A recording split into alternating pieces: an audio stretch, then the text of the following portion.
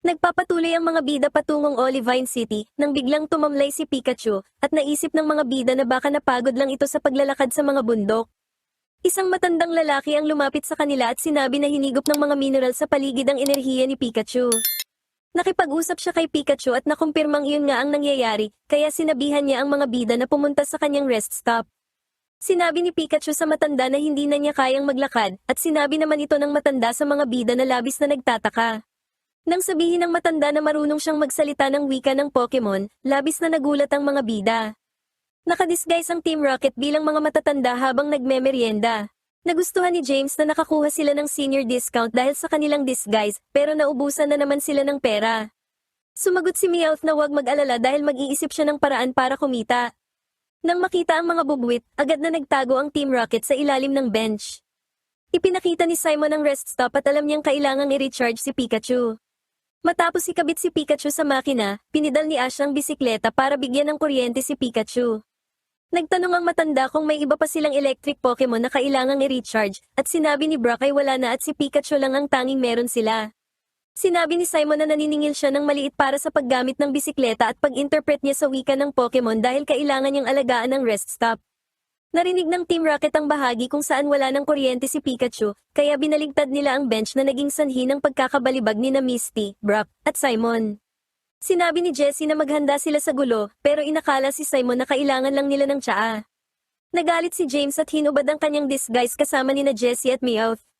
Biglang na-realize ng Team Rocket na sinabi ni Simon na nakakapagsalita siya ng wika ng Pokemon, pero hindi pa sila nakarinig ng taong kayang gawin iyon. Tinanong nila kung paano niya ito ginagawa, kaya nakipag-usap si Simon kay Pikachu. Hindi marinig ni Meowth ang pinag-uusapan nila. Sinabi ni Simon na karamihan sa mga tao ay hindi nakakaintindi ng wika ng Pokemon. Biglang lumitaw si Officer Jenny at sinabi na aarestuhin niya ang lalaking nagngangalang Simon dahil sa paggawa ng scam. Nakatanggap siya ng mga report tungkol sa isang Pokemon interpreter at alam niyang si Simon iyon. Sinabi ni Simon ay hindi ito panloloko at sinabing pwede niyang tanungin ang mga Pokemon. Tumanggi si Jenny na gawin iyon, at biglang nabaling ang kanyang atensyon sa Team Rocket. Iniisip niya na nakita na niya sila noon kaya naglabas siya ng wanted picture ni na Cassidy at Butch. Huhulihin na sana niya ang Team Rocket pero biglang may nagpakalat ng mga usok sa paligid. Sinamantala ito ng Team Rocket at tumakas. Gayunpaman, nawala rin si Simon. Nakalanghap si Pikachu ng maraming usok kaya pumunta silang lahat sa Pokemon Center. Nagtago ang Team Rocket at nakitang paalis si Simon kasama ang tatlong lalaki na sa tingin nila ay ang naghagis ng mga smoke bomb kaya nagpa siya silang sundan ito. Sa isang lodge, hinarap ni Simon ang peking Pokemon interpreter na nanloloko para sa pera. Sinabi ni Simon na gusto niyang gamitin ang kanyang kakayahan para tulungan ang mga Pokemon na may problema at naniningil lamang siya para mapanatili ang kanyang rest stop. Ipinagmalaki naman ng lalaki na sinasabi lang nila sa mga trainer ang mga bagay na gusto nilang marinig at sa ganoong paraan nila naloloko ang mga ito. Narinig lahat ito ng Team Rocket. Naisip ni Jessie na pwede silang maging interpreter at inisip naman ni James na hindi mahalaga ang sinasabi ng mga Pokemon. Kinalmot siya ni Meowth at sinabing hindi gaya ng mga scammer na ito, alam niya na ang mga sinasabi ng Pokemon ay totoo at marangal. Sumagot sina Jessie at James na may kilala silang Pokemon na laging nagsisinungaling. Nagtaka si Meowth kung sino iyon, bago niya na-realize na siya pala iyon. Naalala niya na bago siya natutong magsalita ay marangal rin siya, kaya ninais niyang sana ay hindi na lang siya nabigyan ng talino. Tumanggi si Simon na makipagtulungan sa mga lalaking manloloko kaya ayaw siyang pakawalan nito.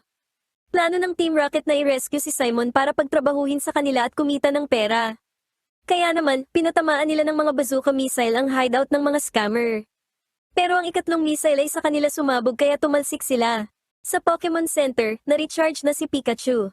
Sinabi ni Joy kay Ash na magiging maayos na si Pikachu bukas, habang nagpaalam naman si Jenny sa mga bida at ninais na swertihin sila sa kanilang paglalakbay. Inisip ni Ash kung gising pa kaya si Professor Oak at tinawagan niya ito. Sinabi ni Oak na ang mga kilalang kaso ng taong nakakaintindi ng wika ng Pokemon ay nakasulat lang sa mga fairy tale. Nagpasalamat si Ash sa impormasyon at inisip na peke nga si Simon. Dumating si Simon at sinabi na baka peke nga siya, pero alam niya sa kanyang puso na nakakausap niya ang mga Pokemon. Pinuntahan niya si Pikachu para tignan ang lagay nito at kinausap niya ito. Nakita ni Simon na bumubuti na ang pakiramdam ni Pikachu. Nagtanong sina Misty at Brock kung talaga bang nakakausap niya ang mga Pokemon. Sumagot si Simon na hindi niya naiintindihan ang mga mismong salita pero nararamdaman niya ang ibig sabihin nito. Gayunpaman, naalala niya noong perpekto siyang nakipag-usap sa mga Pokemon. Ikinwento ni Simon ang nangyari 60 taon na ang nakalipas. Noong may dumating na malakas na buhawi, inilagay siya ng kanyang ama sa basement para sa kanyang kaligtasan. Natatakot at nag-iisa si Simon, pero binisita siya nina Oddish, PG, at Ratata. Sinabi ng mga Pokemon na nababagot sila kaya natutuwa silang may makausap na bago. Hindi nagtagal ay naging kaibigan niya ang mga Pokemon na iyon at kinausap sila ng ilang oras. Nang matapos ang bagyo, sinabihan ni Simon ang mga Pokemon na sumama sa kanya, pero nakita niyang nawala na ang mga ito. Hindi na niya muling nakita ang mga ito. Inisip ni Simon na ang araw na iyon ay isang ilusyon lang, pero lagi niyang sinusubukang kausapin ang mga Pokemon sa paraang iyon. Naniniwala siyang naiintindihan siya ng mga Pokemon gamit ang kanyang puso, pero minsan ay nag-aalinlangan siyang baka niloloko lang niya ang lahat. Dumating si Pikachu at kinausap si Simon, kaya nakita ni Simon na nagpapasalamat sa kanya si Pikachu. Biglang may lumitaw na mga Magnemite at Magneton. Dumating ang mga scammer para pigilan si Simon na magsumbong sa pulis. Lumilipad ang Team Rocket sa kanilang balon at nakita ang pangyayari. Inutusan ng scammer ang mga Magnemite at Magneton na higupin ang kuryente ng center. Sinabihan sila ni Joy na tumigil, pero tumanggi ang mga lalaki. Lalaban sana si Ash pero pinigilan siya ni Simon dahil gusto nitong kausapin ang mga Magnemite at Magneton gamit ang kanyang puso. Nakipag-usap si Simon sa mga Magnemite at Magneton, at pinakinggan siya ni Meowth na nagsasalita, bagaman hindi sa wika ng Pokemon. Nakiusap si Simon sa kanila na itigil ang paghigop ng kuryente dahil kapag nawala ang kuryente sa center ay mamamatay ang mga Pokemon na may sakit. Tumigil sa paghigop ng kuryente ang mga Magnemite at Magneton hanggang sa manghina ang mga ito. Natouch ang Team Rocket habang nakita na ni Meowth na kayang makipag-usap ni Simon sa puso ng isang Pokemon. Inutusan ng Peking Interpreter ang mga Magnemite at Magneton na lumaban. Nanghihina na ang mga ito at tumangging sumunod matapos marinig ang mensahe ni Simon, kaya pinagalitan sila ng lalaki. Ibinahagi ni Pikachu ang kanyang kuryente sa mga Magnemite at Magneton. Sinubukan ng mga lalaki na tumakas pero nakuryente pa rin sila ng mga nagalit na Magnemite at Magneton. Pagkatapos ay dumating ang mga pulis para arestuhin sila. Lumapit si Simon at sinabing kung huhulihin sila, dapat ay mahuli rin siya. Pero sa halip na hulihin ay pinasalamatan pa siya ni Officer Jenny dahil narinig nito kay Joy ang ginawa niyang pagliligtas sa center. Natuwa ang Team Rocket dahil hindi sila naaresto at hindi rin tumalsik. Gayunpaman, nag-blast off pa rin sila matapos tamaan ng kidlat ang kanilang balon. Kinabukasan, nakipagkamay si Simon kay Pikachu at nagpa siyang sumuko na sa pagiging interpreter. Naisip ng mga bida na dapat siyang magpatuloy dahil baka magkaroon siya ng breakthrough. Pinag-isipan ito ni Simon, saka nagpaalam sa mga bida. Biglang nakatagpo ni Simon ang isang Meowth at kinausap ito. Sumagot ang Meowth at sinabing nakakapagsalita siya ng wika ng tao. Nakita ni Simon na ito na ang breakthrough na hinihintay niya at nagkaroon ng kumpiyansa na magpatuloy bilang isang interpreter. Tinanong nina Jessie at James si Meowth kung ano ang pakiramdam na maging mabuti. Sumagot si Meowth na masarap din pala ang pakiramdam ng pagbabago. Naghanda si Brock ng tanghalian at inanyayahan si Golbat na masayang kumain. Biglang may narinig si Golbat at umalis, kaya sinundan siya ng mga bida. Dinala ni Golbat si Brock patungo sa isang babae na nakahiga sa lupa. Binuhat siya ni Brock at nagising naman ang babae. Hinanap niya ang kanyang detector at nakitang wasak na ito. Hiniling ni Brock sa babae na pahiramin siya ng laptop dahil baka may paraan siya para maayos ang problema. Sa barracks ng babae, inayos ni Brock ang detector at nagpasalamat ang babae dahil wala siyang pera para bumili ng bagong kagamitan. Ipinakita ng babae sa mga bida ang isang bato kung saan may nakasulat na kwento. Ang kwento ay tungkol sa isang reyna na may kakayahang utusan ng mga Pokemon nang hindi sila hinuhuli. Dapat ay nasa isang templo ang staff at maskara na ginamit ng reyna para kontrolin ang mga Pokemon, kaya naman ginagamit ng babae ang detector para hanapin ang templo. Umaasa ang babae na matutuklasan ang mga sikreto nito. Naisip ni Ash na kapag napunta sa kanya ang kapangyarihang iyon, siya na ang magiging pinakamagaling na trainer. Narinig ng Team Rocket ang pag-uusap na ito. Nagplano silang kunin ang mga artifact para mahuli nila si Pikachu at ang iba pang mga Pokemon, at pagkatapos ay ibibigay nila ang kalahati sa kanilang boss habang ibebenta naman nila ang natitirang kalahati. Pinalakas ni Brock ang detector para magamit ni Golbat ang supersonic at makita nila sa makina kung ano ang nasa ilalim. Namangha ang babae, habang naalala naman ni Ash at Misty na ginawa rin ito ni Brock noong nasa mansyon sila ni Dr. Ann. Natukoy nila ang kinaroroonan ng lihim na templo. Tinanong ni Brock ang babae na si Chera kung mayroon siyang kagamitan sa paghuhukay, pero naalala nitong nawasak yun ng isang bumagsak na poste. Inilabas ni Brock si Geodude para maghukay ng tunnel patungo sa templo. Naisip ng Team Rocket na kailangang mauna sila doon bago ang mga bubuwit. Mayroong makina si Meowth na nakakapaghukay, kaya sumakay ang Team Rocket dito at pumunta sa ilalim ng lupa. Habang naglalakad ang mga bida, biglang lumindol na naging sanhi ng pagbara ng mga malalaking bato sa exit ng tunnel. Napansin ni Brock na malapit na sila sa templo, kaya nagpa siya silang hanapin na lang ang exit kapag nakarating na sila roon. Lumabas ang Team Rocket at nakita ni Meowth ang isang estatwa na may maskara at staff. Natuwa sila dahil alam nilang makokontrol na nila ang mga Pokemon. Isinuot ni Jessie ang maskara sa pag-aakalang para talaga ito sa kanya. Nang isuot niya ito, tila nakaramdam siya ng sakit. Gayunpaman, tumawa siya dahil naramdaman niya ang kapangyarihan sa loob niya. Kinuha niya ang staff at idineklara ang sarili bilang reyna ng lahat ng Pokemon. Ginawa niyang mga tauhan sina James at Meowth. Gamit ang maskara at staff, pinalabas niya si Victreebel sa Pokeball nito kahit hindi ito inutusan ni James. Inutusan niya si Victreebel na atakihin si James, na naging sanhi ng pagkagat nito sa ulo ni James. Sinabi ni Meowth na ganoon naman talaga ang laging ginagawa ni Victreebel, kaya inutusan ni Jessie si Meowth na sumayaw, na sinunod naman nito kahit alam nitong hindi dapat. Nagbigay pugay sina James at Meowth kay Jessie. Biglang pumasok ang mga bida at nakitang na kay Jessie na ang staff at maskara. Nakita ng mga bida na kailangan nilang lumaban.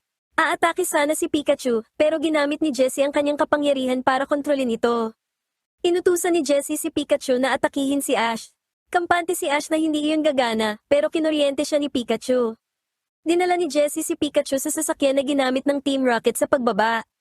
Nakalimutan ni Meowth na kailangan nilang bumalik sa itaas at sinabing kailangan pa nilang baligtarin ang makina para makaakyat.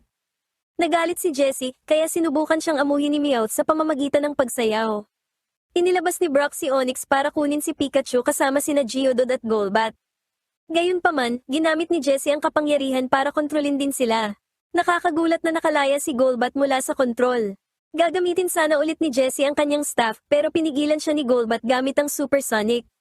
Nakita ng mga bida na ang sound waves ang pumipigil sa paggana ng staff. Gayunpaman, inutusan ni Jessie si Geodude na atakihin si Golbat habang si Onix naman ay binutas ang pader dala ang sasakyan ng Team Rocket palayo. Bumagsak ang kisame pero nakaligtas ang mga bida. Nahanap ni Brock si Geodude pero hindi niya makita si Golbat. Hinanap niya ito at inilagay ang kanyang mga kamay sa likod ng kanyang mga tenga. Nakita ni Chera na sinusubukan ni Brock na pakinggan ang sound waves ni Golbat. Gayunpaman, alam niya na ang karaniwang tao ay nakakarinig lang ng sound waves mula 20 hanggang 20,000 Hz at ang mga sound waves na iyon ay may mas mataas na frequency. Naniniwala sina Ash at Misty na hindi ordinaryong tao si Brock kaya baka marinig niya ang mga tunog na iyon. Maya-maya pa ay nahanap na niya ito, kaya nakalabas silang lahat bago pa tuluyang gumuho ang kisame. Nakalabas na ang Team Rocket sa templo. Nagpaplano si Jessie na maghiganti sa mga bubuwit sa lahat ng pagkakataong pinalipad sila ng mga ito. Pumunta sila ni Pikachu sa labasan ng tunnel at tumawid sa isang linya. Sinabihan niya si Pikachu na gumamit ng Thunderbolt paglabas ng mga bida, pero siya ang kinoryente ni Pikachu. Sa gulat niya, lumayo siya at sinundan siya ni Pikachu. Gayunpaman, napapasailalim ulit ito sa kontrol kapag tumatawid sa linya. Sinubukan ni Jessie na muli itong utusan pero kinoryente ulit siya nito. Lumabas ang mga bida at nakita ang nangyayari. Sinabi ni Chera kay Jessie na magkakaroon lang siya ng kapangyarihan sa mga Pokemon kung mananatili siya sa loob ng Stone Line. Nakita ni Jessie na magandang may control sa Pokemon, pero mahirap namang manatili roon habang buhay. Gayunpaman, nagpa siya ang Team Rocket na umalis na lang gamit ang kanilang sasakyan. Sinundan ni Golbat ang Team Rocket kaya inilabas ni Ash si Noctowl para tulungan ito. Nagpa siya ang Team Rocket na ibenta na lang ang mga artifact dahil wala na itong ibang silbi. Pinindot ni Meowth ang isang buton para mas pabilisin ang kanilang sasakyan at makatakas kina Noctowl at Golbat. Sumigaw si Brock kay Golbat na kaya niya silang maabutan. Dahil dito, nag-evolve si Golbat tungo sa isang Crobat. Sa bilis na kahanga-hanga, naabutan ni Crobat ang Team Rocket. Gamit ang wing attack, winasak ni Crobat ang sasakyan na naging sanhi ng pagkahulog ng Team Rocket. Kukunin sana ng Team Rocket ang mga artifact pero pinigilan sila ni Crobat habang pinalipad naman sila ni Pikachu palayo gamit ang Thunderbolt. Balik sa barracks, natuwa si Chera na nabawi ang mga artifact. Naisip ni na Misty at Ash na narinig ni Crobat si Brock at nag-evolve ito para magawa ang sinasabi ni Brock. Nakipag-flirt si Brock kay Chera, iniisip na sumama rito at magpunta sa isang date na naging dahilan para hilahin ni Misty ang kanyang tenga para ilayo siya.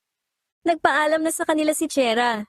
Sa kanilang paglalakad, naitanim sa isip ng mga bida na mas masaya ang manghuli ng Pokemon kaysa kontrolin ito at dapat nila itong maging kaibigan. Sinabi ni Brock na bilang isang breeder ay wala nang mas importante pa kaysa sa Pokemon, pero sinabi ni Misty na maliban sa isang girlfriend.